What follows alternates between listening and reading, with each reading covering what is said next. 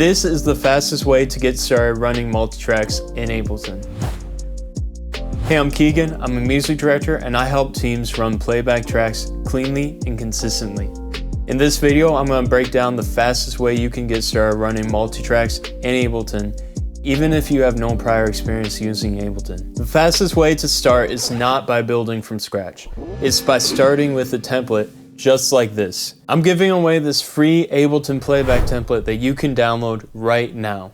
It works in session view and arrangement view, and it's built for running Multitracks. It runs on Ableton Live 11 or higher, and is something that I've created after years of running playback tracks for different churches and teams of all sizes. You can grab it right now using the link in the description. And then secondly, you need to have your Multitracks downloaded and in a folder just like this. I have this big tracks folder that I keep on my T7 with all the Multitracks I've ever had in it. I have this naming convention that I stick to. That's the title, the original key of the song, and the original BPM of the song. And I'll also include different versions of the song in there if there are different versions I have. Once you have all your tracks organized and named properly, and you have your set list planned out, and I usually drop it into Ableton first in the scenes section if you're using session view. Otherwise, you can go into arrangement view, drop it in with locators. Then you're going to be ready to actually start building. Now you're finally ready to build your set. So the first thing I always start with is getting my click tracks in for every song. That's your anchor.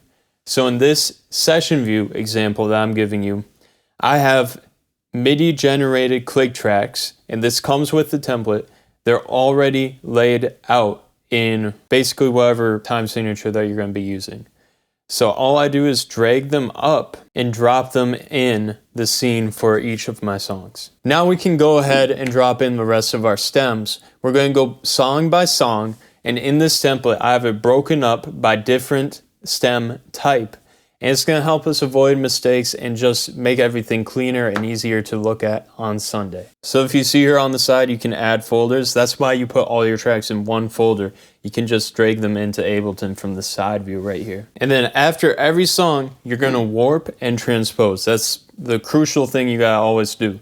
So first you fire the scene for that song, and this sets the tempo and the time signature, so that when you warp it, it actually warps into the right tempo and time signature. Then you're going to take all the tracks and you're going to warp them into the key that you want them.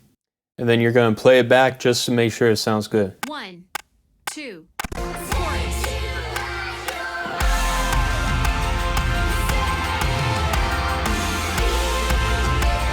Yeah, that sounds great. So I'm going to do this for all of my songs.